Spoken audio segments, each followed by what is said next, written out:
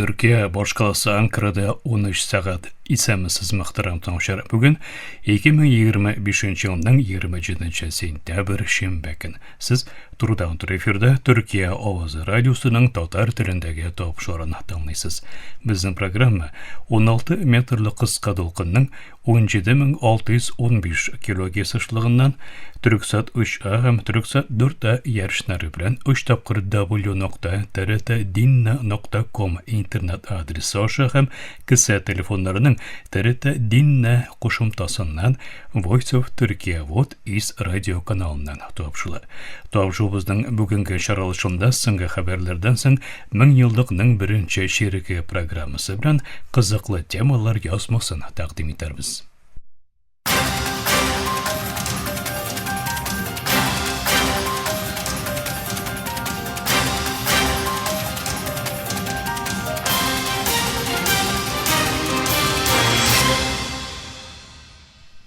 Türkiye Ovozi dolqunlarında singa xabarlar.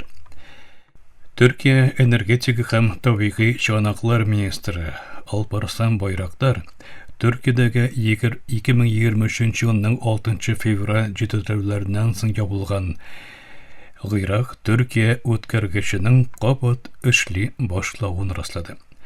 Türkiye Energetika hem Tabiiy Çanaklar Ministri Alparslan Bayraktar bildirgancha, Irak Türkiye o'tkazgichining neft qodiriluvi jirli vaqt bilan saat 7:20 shanba kuni yong'indan boshlandi.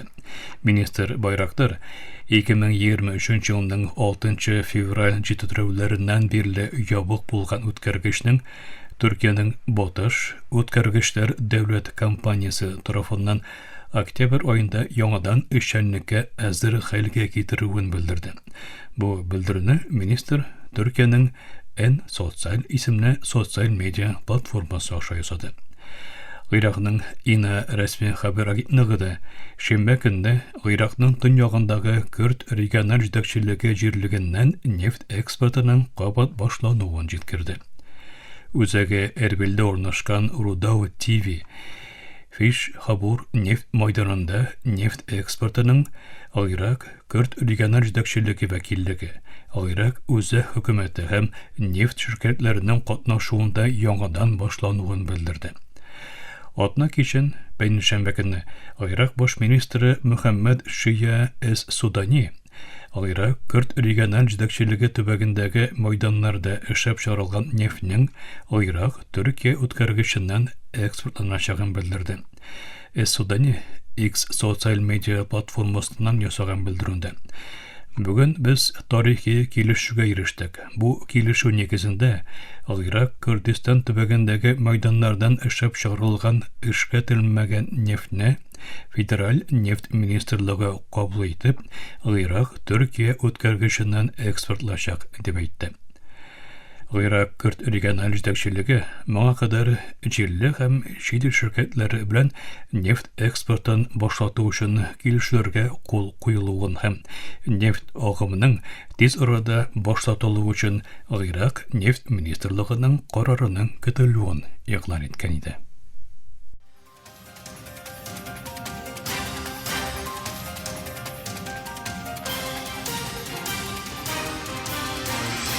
Türkiye Ovozi dolqunlarında so'nggi xabarlar tinglaysiz. Ovozi Media Ofisi Netanyahuning BMO G'ubom shurosidagi chiqishini tanqidladi. Ovozi Media Ofisi Izrail liderin so'g'ishni ham genotsidni oqlar uchun o'ylab chiqarilgan rostlovlarni olg'a suruvda aybladi.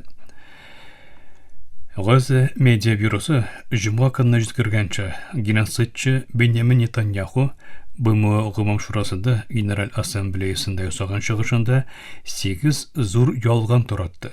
Byuro bu chiqishni Netanyahuning G'azadagi so'g'ish jinoyatlarini ham genotsidni oqlov tirishligi deb atadi. Byuro bildiruvida Netanyahuning chiqishi yolg'ish yo'nalishli ham qopma qarshiliklar bilan to'la deb belgilandi. Onda tutuklar keçirgen mehnatlarını kimib ko'rsatildi. 2023 yılının 7 oktyabrdan so'ng İsrailga xalqaro yo'qlovni orttirib ko'rsatildi ham Фәлистин хукукларының халыкара танылуын радикалларның басымы дип аңлатуы турында әйтелде. Бюро Нетаньяху Израильнең 7 фронтта террорчылыкка каршы сугыш алып бару турындагы раславын кире какты. Бюро бу һөҗүмнәрнең Газадагы тыныч халыкка һәм граждан аскырмасына юнәлтелүен әйтте. Бюро халыкара хисапларга таянып, өтерелгән фәлистинләрнең 94%-ның тыныч халык булуын, шул исәптән 30 меңнән артык хатын-кыз һәм балалар булуын, хастаханәләр, мәктәпләр һәм башка аскырманың 90%-нан күбрәгенең җимерелүен белдерде. Нетаньяхуның Фәлистин каршылык төркемнәренең Газадан халыкны чыгарырга тоткарлавы турындагы гаепләүләре белән бер үк вакытта 700 мең кешенең күченүе турында әйтүе капма каршылыклы дип бәяләнде. Белдерүдә Израильнең торак җирләргә 200 мең тоннадан күбрәк шартлаткыч ыргытып, 64 меңнән артык тыныч халыкны, шул исәптән 20 мең баланы һәм 10,500 хатын-кызны үтерүе, гаиләләрне юк итүе, берәүшле геноцид җинаятын ясауы әйтелде.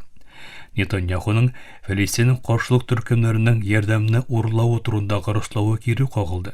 Израиль гаскәрләренең ярдәм конвойлары тирәсендә үлем капканнарын тудыруы, бу вакытта меңнәрчә тыныч халыкның үтерелүе яисә яралануы турында әйтелде. Ачлык аркасында йөзләрчә кешенең, шул исәптән 147 баланың үлүе турында белдерелде. Нетаньяхуның Фәлистинне таныган илләрнең бу карарын радикаллар басымы дип бәяләүче ялгыш дип аталды. Бюро бу танылу хукуки нигезгә ия һәм халыкара җәмәгатьчелекнең Фәлистин хукукларын тануын чагылдыра дип белдерде. Бюро Нетаньяхуның сүзләрен фактларны бозып күрсәтү һәм халыкара кануннар нигезендәге җаваплыктан качу тырышлыгы дип бәяләде. Бюро халыкара җәмәгатьчелекне сугышны туктатырга, Израильне Газадан чыгарырга, чик буе кичүләрен ачарга, ризык һәм дарулар кертүне тәэмин итәргә һәм Фәлистин дәүләтен тану юнәлешендә адымнар ясауны дәвам итәргә чакырды. Нетаньяху җума көнне БМО мөнбәрендә ясаган чыгышында Газада геноцид һәм ачык турындагы гаепләүләрне кире какты. Нетаньяхуның бу чыгышы вакытында күп санда делегатлар протест белән залны ташлап чыкты. Иран һәм Русия Иранда 4 атом төш электростанциясын төзү өчен 25 миллиард долларлык килешү имзалады. Килешүгә күрә 4 яңа атом төш блогының һәр берсе 255 мегаватт көчкә ия булачак. Планлаштырылган топлам электр җитештерелүе 520 мегаватт. Иран һәм Русия Иранның көньягындагы Хүрмүзган вилаятында 3нче буын камилләштерелгән 4 атом төш энергиясе блогын төзү турында 25 миллиард доллар бәясендә башкарма килешүенә кул куйды. Бу турыда җомга көнне Иранның Ирна хәбәр агентлыгы белдерде. Кул кую тантанасы Мәскәүдә узган Бөтендөнья атом атналыгы чаралары кысаларында оештырылган Атом Экспо 2025 күргәзмәсендә Иран павильонында узды. Мөхтәрәм тамашачылар, Төркия авазы дулкыннарында соңгы хәбәрләр тыңладыгыз.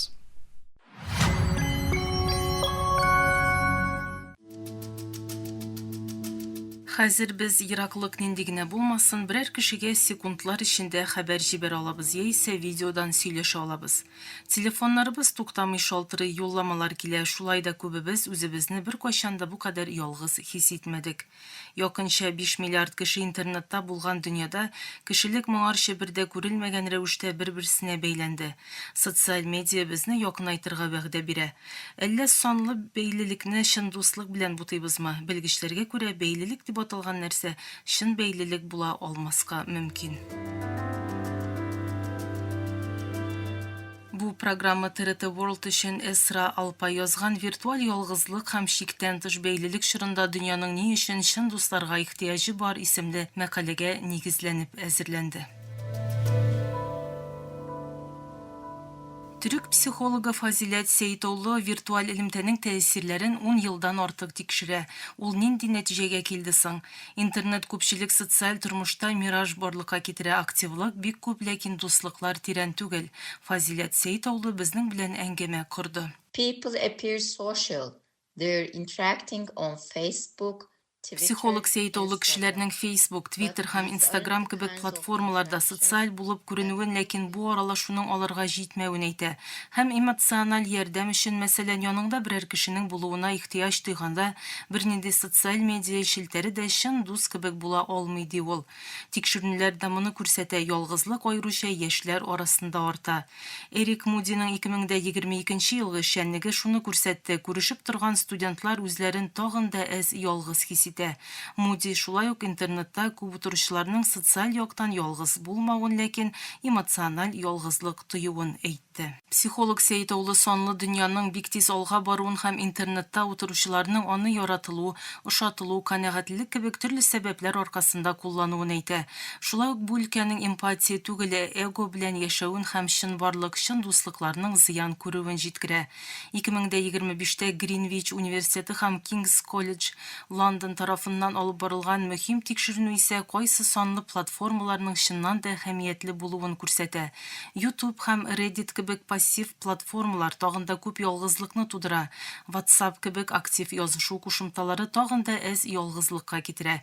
Тикшерүчеләр нәрсә дип әйтә соң? Социаль медиа бер зур группа түгел, төрле тәэсирләре булган күп төрле өлкәдән тора. Аеруча ялгызлыкмы кешеләрне интернетка этәрә, югыйсә интернетта күп вакыт уздырумы ялгыз хис иттерә, бу билгесез. Хисапта ялгыз булган яшьләрнең еш рәвештә онлайн ярдәм эзләвенә, ләкин кайберләрнең сонлы технологияны кирәгеннән артык кулланып көндәлек тормыш рәвешләренә зыян китерә алуына игътибарны җәлеп итә. Моннан алдагы тикшерүләр дә сонлы чорның социаль тормышыбызга тәэсирләре белән бәйле борчуларны көн тәртибенә китергән иде.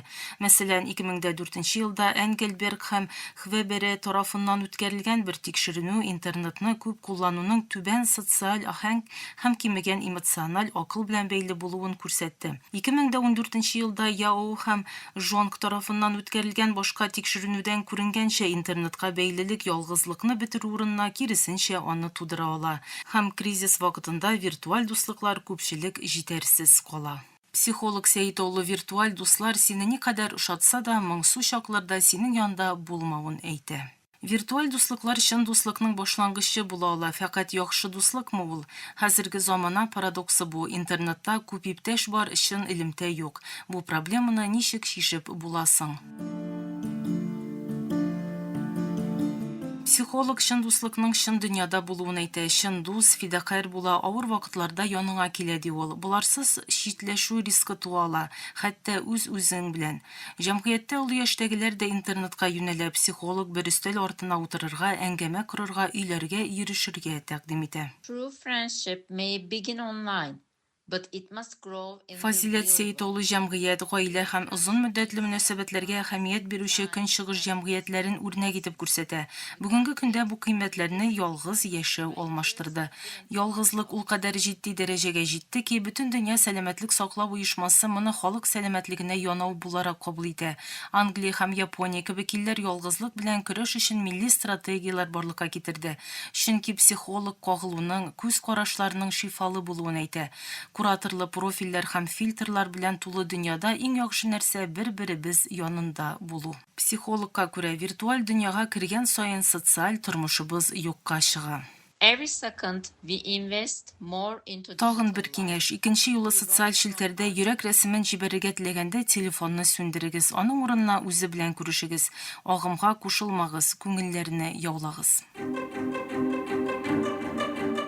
Бу программа ТРТ World өчен Эсра Караташ Алпай язган виртуаль ялгызлык һәм шиктән тыш бәйлелек чорында дөньяның ни өчен чын дусларга ихтыяҗы бар исемле мәкаләгә нигезләнеп әзерләнде.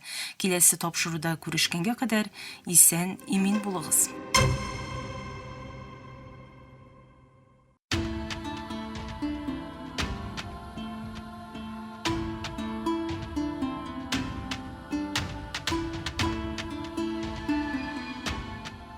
Мен еллыкның беренче ширеге.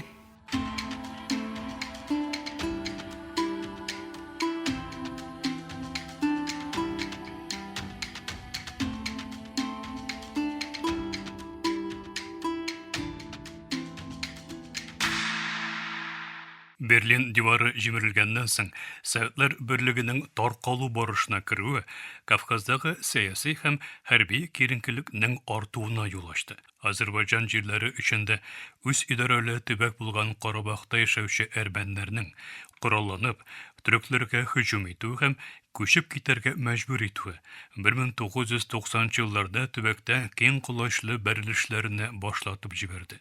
Якынча 4 ел дәвам иткән бәрелешләрдән соң 1994 елда имзаланган отны туктату килешүе исә һәр ике тарафны да канәгать итмәде һәм шушы билгесезлек вазгыяты 2020 елның 27 сентябрендә башланган икенче Карабах сугышына кадәр дәвам итте.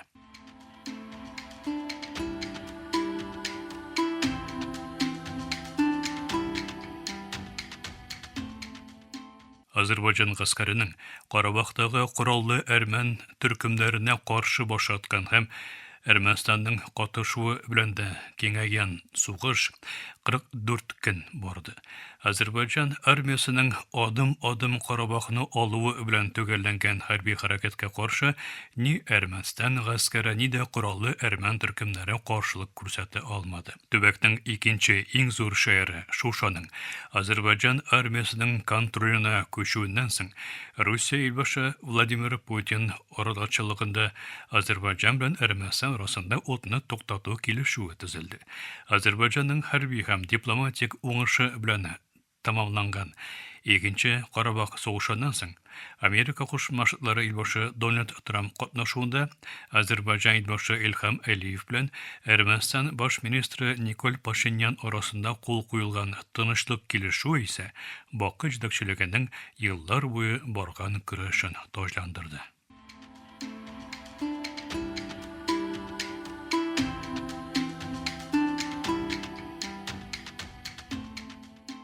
Филистин җирләрендәге Израиль оккупациясını бетерү максатыннан чыгып алып барылган Осло барышының уңышсыз булуыннан соң Филистин халкы яңа бер коткы салу алдында калды. 2000 елның 28 сентябрь көнне Израильнең төп оппозиция лидеры Ариэль Шаронның бөтен кисәтүләргә карамастан Әл-Акса мәчете урнашкан төбәккә керүе икенче интифаданың башлануына сәбәп булды. Сабр һәм Шатилла качаклар лагерындагы үтерештән җаваплы булган Шаронның мусульманнарның изге төбәгенә ясаган ул чактагы сәфәренә ризасызлык белдергән Филистин тыныч халкына Израиль иминлек көчләренең кырыслык күрсәтүе белән башланган вакыйгалар кыска вакытта Кудус, Йорданның көнбатыш үзәнлеге һәм Газа сызыгына да җәелде.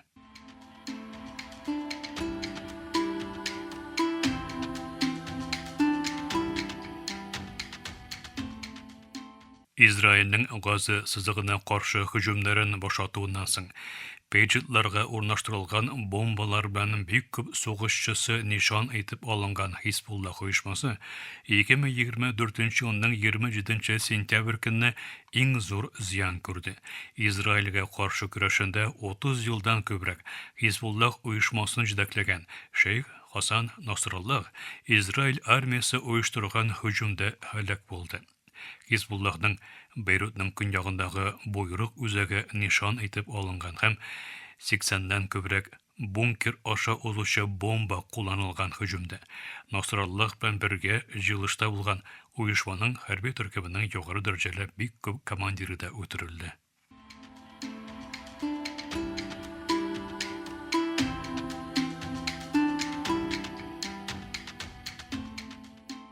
Русия Украинада яулап алган төбәкләрдә 2022 елның 23 сентябрь көнне аннексия референдумын үткәрде. Референдум нәтиҗәсендә Мәскәү җитәкчелеге Русия армиясының оккупациясы астындагы Украина җирләре булган Донецк, Луганск, Херсон һәм Запорожье төбәкләрендәге халыкның Русиягә кушылуына кабул итүен белдерде. Birleşmiş Milletler Uyuşması bilen birge, Halkara uyuşmalar kanunsuz dep ilan etken referendum neticelerini ise Dünya Kore'den tış birgine ilde kabul etmedi. Bütün reaksiyalarga qaramasdan Rusya ilbaşı Vladimir Putin bir otnadan soň Rusya parlamentinde yasagan çıgışında şuşu 4 tübekning anneksiyalanylygyn bildirdi.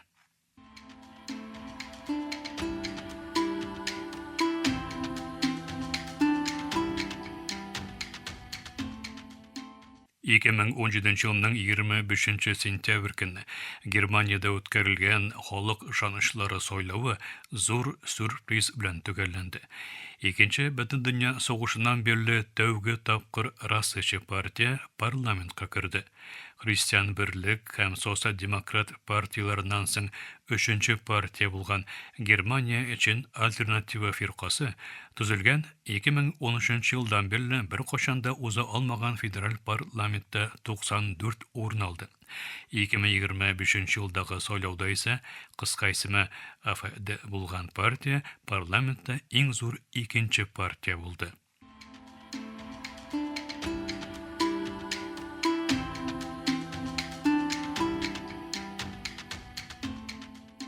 Türk halk muzikasının legendar ismi Neşet Ertaş, 2012 yılının 25 sentyabr günü 75 yaşında vafat oldu. Orta Anadolu'nun Bozlak ilasının en mühim vekillerinden birisi bulgan Ertaş, 2009 yılda UNESCO'nun yaşavşı kişi hazinelerine kiritilgen idi.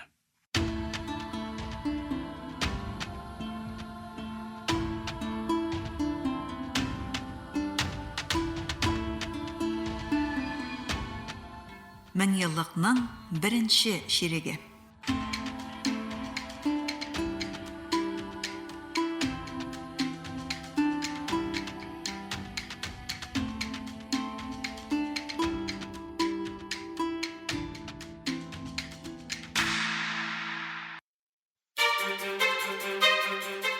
Burası Türkiye'nin Sesi Radyosu.